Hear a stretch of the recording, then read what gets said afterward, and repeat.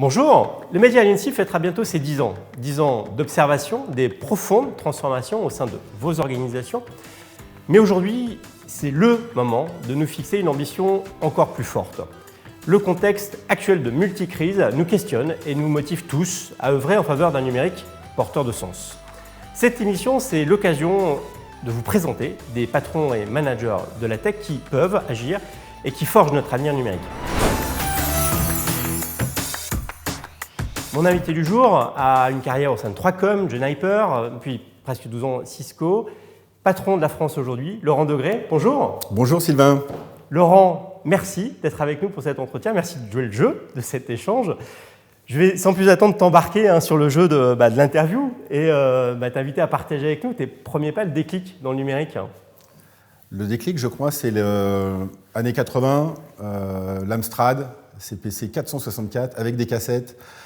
Le basique, on crée des programmes, on devient intelligent, c'est génial, ça nous sort de tout ce qu'on fait à l'école. Et je suis tombé là-dedans comme ça, en fait. Non, première ligne de code sur l'Amstrad. Alors, à travers ces émissions, on a créé le club, un Thomson, Amstrad, donc on est dans le même club, sache-le. Allez, je te propose de poursuivre l'échange. Tu choisis une question de 1 à 5. 2. 2. Allez, c'est parti. Ce dont tu es le plus fier dans ton parcours? Ce dont je suis le plus fier dans mon parcours, c'est certainement d'avoir fait beaucoup de métiers. J'ai démarré moi comme ingénieur support, donc je faisais du dépannage, et puis j'ai fait de la gestion de projet, j'ai fait du commerce, j'ai fait du marketing, j'ai piloté les opérations, et ça me donne un petit peu l'impression que je maîtrise encore un petit peu ce dont je parle, donc c'est un peu ma fierté. Ce dont les ingénieurs te parlent. Voilà. Allez, 1 à 5, on poursuit. 1. Le coach, le mentor qui t'a marqué, influencé? Le mentor, le coach qui m'a le plus inspiré, c'est mon père, c'est mon papa. Pas au niveau de l'informatique, parce qu'il m'avait dit à 17 ans qu'il ne fallait pas le faire, qu'il n'y avait aucun avenir. Il bossait chez Philips à l'époque. Et il bossait chez Philips, voilà, il m'avait expliqué qu'il n'y avait aucun avenir dans l'informatique, de toute façon il ne comprenait rien. Mais par contre c'est mon coach, c'est mon mentor, parce qu'il m'a donné des valeurs, un sens à ce que je fais, et je lui dois énormément. Donc je pense que s'il y a un coach, un mentor qui m'a le plus inspiré, c'est mon père, c'est mon papa. Est-ce que tu aurais aimé plus tôt apprendre dans ton parcours?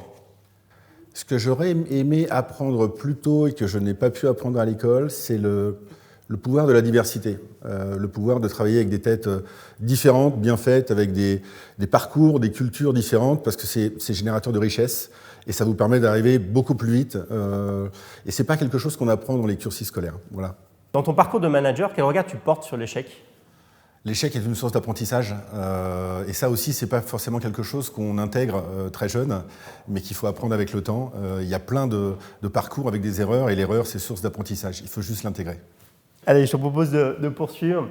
Alincy fête ses 10 ans bientôt. Pour toi, qu'est-ce qui a le plus marqué cette industrie sur ces 10 dernières années? Il y a eu beaucoup de faits importants, de faits majeurs, mais si je dois en retirer un, je crois que c'est le fait que le numérique a démontré qu'il était indispensable à l'économie de manière générale. Un vrai outil de résilience. C'est un véritable outil de résilience, on l'a vu pendant la crise Covid. L'économie ne s'est pas écroulée. Globalement, le numérique a accompagné et a aidé à éviter une grosse catastrophe. Donc je pense que c'est un fait important et c'est une réalisation. On n'aurait pas pensé ça, je pense, il y a 10 ans. Et c'est vraiment ce qui m'a marqué, je pense, sur les 10 dernières années, quand je prends un petit peu de recul. Mais il y a aussi plein de choses qui ont énormément changé. Le nombre d'objets connectés, on en parlait ensemble. 25-30 milliards d'objets connectés. On va arriver vers les 75 milliards d'ici 2025. Et on est 8 milliards sur la planète, donc la surface, je dirais, d'attaque pour la cybersécurité explose, le nombre d'objets connectés explose. On est en pleine révolution. Première période Covid, on s'est tous demandé si les réseaux tiendraient en tant que regard éclairé. Ils ont tenu le choc, il a fallu adapter un petit peu, mais globalement, ils ont été ce moyen de résilience pour l'économie. On poursuit 1 à 5. 1. Une technologie qui va tout bousculer pour toi? Une technologie qui va tout bousculer, je pense le quantique parce que ça va décupler la puissance de calcul, la puissance de connectivité, et ça va ouvrir un champ des possibles, le métaverse, mais pas que, qui va être extraordinaire et au service de plein de métiers, de la médecine, de l'éducation. Donc je pense que c'est la technologie qui va pousser un peu le numérique vers l'avant. Alors c'est quoi un gros pôle de R&D en France, justement, comment ce sujet est traité dans une organisation comme la vôtre au niveau de la R&D? on regarde le quantique, on appréhende les capacités de calcul, on fait déjà des tests dessus et on regarde comment on va l'implémenter par rapport à nos technologies. Donc, et ça s'accélère, ça va très vite. 1-5. 5. Ta vision du futur du travail. Et en préparant, tu m'as interpellé sur le buzzword qui ne voulait plus rien dire et que tu avais retenu. Qui est le télétravail. Je ne supporte plus ce terme parce que le télétravail, ça laisse à penser qu'il y a le travail et le télétravail. Et c'est pas vrai, ça n'a rien à voir. Ma vision maintenant sur le futur du travail, on parle beaucoup de travail hybride et je pense qu'on est en train de se chercher là-dessus. Le numérique va apporter énormément, il sera partout. Il va apporter la capacité à se connecter, bien évidemment, mais à amener un côté immersif dans le travail à distance, typiquement. Il va gérer beaucoup plus les émotions, c'est vers là que va la technologie aussi. Donc le numérique sera partout, il va s'intégrer dans les espaces de travail, mais je pense aussi que le numérique va rester un outil, un outillage d'une palette qu'il est nécessaire de revoir. C'est donner du sens, parce que si on ne donne pas de sens, on va nulle part, et on le voit au travers de nos collaborateurs.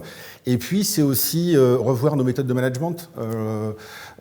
Et ce triangle, en fait, va définir le travail hybride, qui sera, je pense, le futur du travail. Allez, celle-là, c'est moi qui l'ai choisie pour toi. Faut-il se méfier de la place du numérique dans nos vies? Alors, quand je t'entends sur les milliards d'objets connectés, le numérique prend beaucoup de place, mais on peut se poser aussi la question de son impact sur la société. Alors je préfère, moi, regarder le positif et ce que le numérique amène et ce qu'il va amener. Il amène du progrès, il accompagne la médecine, il accompagne l'éducation, la formation, il rend nos vies parfois plus simples aussi, il donne la liberté de parole, parce qu'on peut communiquer et on abolit quelque part un peu les frontières. Donc, il y a énormément de choses que le numérique va faire et comme tout progrès, il peut y avoir des déviances, mais néanmoins, moi je préfère regarder le positif et avoir le cap sur ce qui va être bien et ce qui va nous accompagner au travers du numérique. Celle-là, je la réserve en quelques mots, une urgence par rapport au numérique. Accélérer l'accès à la formation, l'accès au numérique de manière générale, parce qu'il amène beaucoup de choses, il amène du progrès. Mais il faut le rendre accessible à tout le monde. Je prends un exemple, la formation, il faut donner accès à la formation beaucoup plus que ce qu'on fait maintenant. Et je ne parle pas simplement d'ingénieurs et techniciens, il faut une acculturation sur le numérique.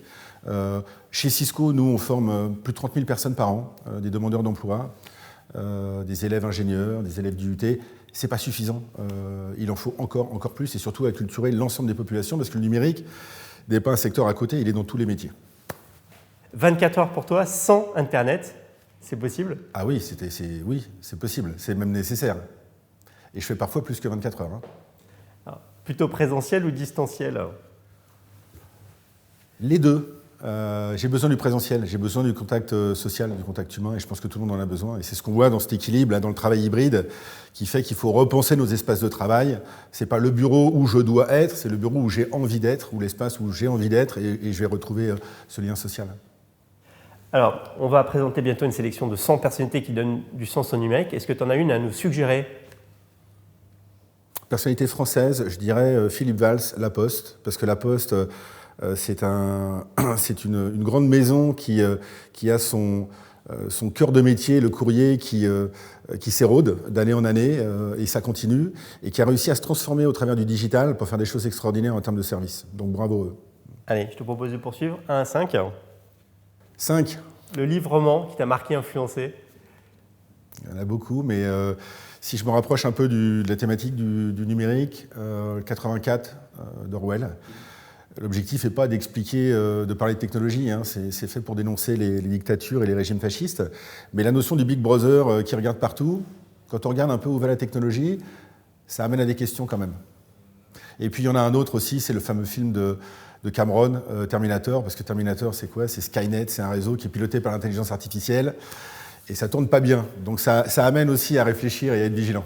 Laurent, plutôt les pieds sur terre ou la tête dans les étoiles? Les pieds sur terre quand même.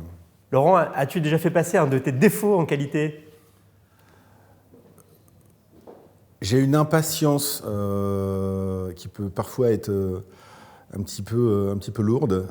Mais je pense que j'ai transformé un peu cette impatience maintenant pour stimuler, pour faire avancer les choses, et puis surtout en la combinant avec un niveau d'écoute différent.